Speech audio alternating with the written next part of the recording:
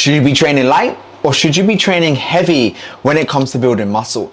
Now, this question is something that not only do I get asked a lot, but we should ask ourselves, because so many people are wasting time in the gym doing the wrong things. And I'm going to break down my opinion on whether you should lift light, whether you should lift heavy, and the reasons behind it. Now, there's a couple of things you need to consider, and you need to find out which category you go in. Now, there's a category of bodybuilders, people who are in the gym 5-6 times a week, training super intensely, and everything is meticulous outside. Their targets are hit perfectly and their nutrition's on point, so on and so forth. Then there's a middle bracket. There's serious lifters, but have other responsibilities. Work a 9 to 5, you know, maybe work a desk job, maybe a little bit sedentary, and maybe are really passionate about lifting and want to make progress, but can't really commit how they may see other people do it. And then there's a third category. People who just go to the gym because they know they kind of got. They want to be in good shape. They want to be healthy. They kind of want to be fit enough to just run around with their kids and not pull a hamstring when they're doing the Tesco shopping. They're the three categories. Now, there's underlying rules that we should all follow. Number one, in my opinion, the sweet spot of lifting when it comes to aesthetics, so wanting to change your body, when it comes to health, looking after your strength and joints, and overall within a gym, is finding a sweet spot range of around 8 repetitions to around 15 repetitions. I'm going to tell you why. Now, for most people that want to break down muscle tissue, to grow back bigger and stronger, so they aesthetically want to gain muscle tissue in a gym and be strong and have strong joints and bones and so forth. Now, if you go too much beyond the 15 rep range, you're looking at 20, 25, 30, and so forth. Some people do these crazy drop set reps and sets. You then kind of enter the more cardio category. You're exhausting yourself in a set. Now, what happens is, let's say, for instance, you're doing 6 exercises in a push day, right? Let's say you're doing cable lateral raises, flat dumbbell press, incline Smith press, a shoulder press, and a tricep rope push down. That's your, and then a crossbody tricep extension. That's your 6 exercises, right? Hypothetically. And on exercise 1, you're doing lateral raises. You do 25 to 30 reps.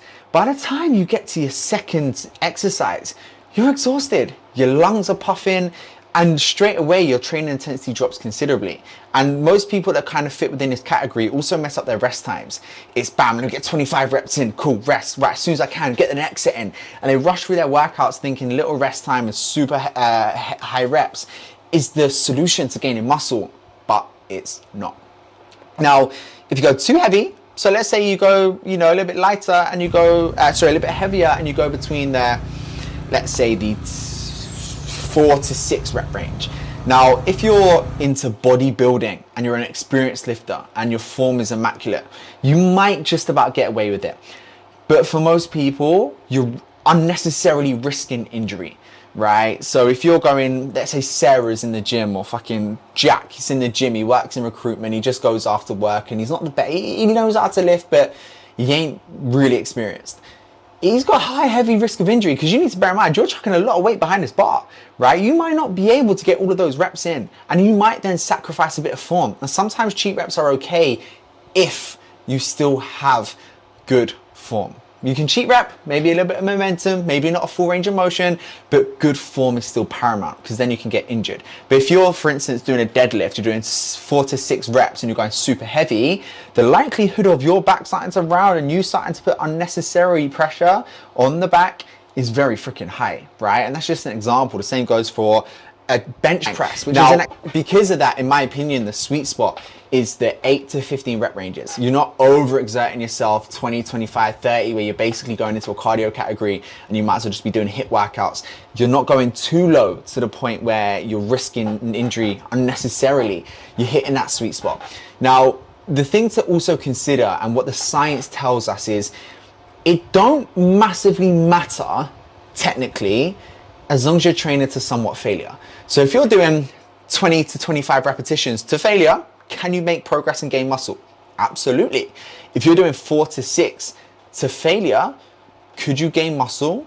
Absolutely. So it's not like one's right and one's wrong. It's just considering it, or it's more understanding that, okay, one is gonna risk injury, one's gonna be a little bit more effective, and one's gonna be going more into a cardio category and sacrificing a lot of form. So that's also a consideration to make. So it's also thinking the bigger picture. say exercise 1, you overexert yourself, come exercise 2, you're not really able to train to that failure, right? So 8 to 15, in my opinion, is the sweet spot. Always remember, form overweight, and there's more than one way to skin a cat. And what I mean by this is, if you're looking to progressively overload, you want to make an exercise harder so you can then build on more muscle tissue, because the key to gaining muscle is progressive overload, getting stronger every week. There's more than one way. So people think if I progressively overload, I have to increase the weight. But then they're thinking, shit, if I increase the weight, I can't get as many reps in. So here's a few other ways we can make an exercise harder without increasing the weight. Number 1, tempo. Slowing down how long it takes to do an exercise. If we were to take a squat, for instance, you might look at a 2-1-2 tempo. 2 seconds coming down, isometric, so the pause, 1 second, 2 seconds on the way back up, as an example. You want to make it harder? You might do 3-1-2. You know, you might slow that tempo down a little bit. You can increase the reps. So if you're currently doing, let's say, a squat at 100 kilos and you're getting to 15 reps, think, do you know what, I can maybe up it a little bit. Right? Or for instance, you go, okay, I'm doing, 10 reps of 100 kilos. I could probably up the weight a little bit, but then I'll struggle to get any more reps in. Okay, instead of going to 110 kilos, I'm just going to increase it to 13 reps, right? I'm going to add 3 reps. Another way you can do it. Then there's other things like 1 1/4 reps. So you might do a squat, come down, come up slightly, back down, and all the way up. In my opinion, not the most effective way to train. Is it a way to make an exercise harder? Yes, it is. There's pre-exhaust exercises. So like you might do a squat, but then you might do 15 bodyweight squats before you get into the exercise. So you're pre-exhausting the muscle before you then overload it with the weight for your actual set. Again, not my preference. I would always usually prefer tempo, reps, or weight, but is it another way to make things harder? Absolutely. You can add other, like, resistance bands and stuff with this kind of bracket.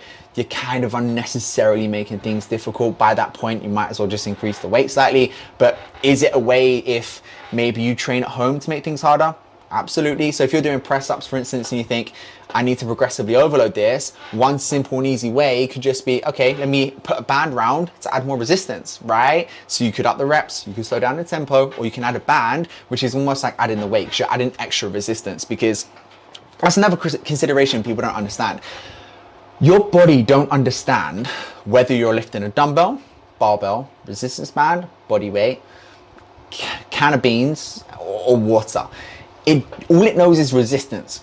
To grow muscle, you need to create an adaptive response. So you need to overload the muscle with resistance. It needs to adapt, break down, grow back stronger. This is how the human body works, right? So all it knows is resistance. So if you have resistance bands or a fucking barbell, it don't matter.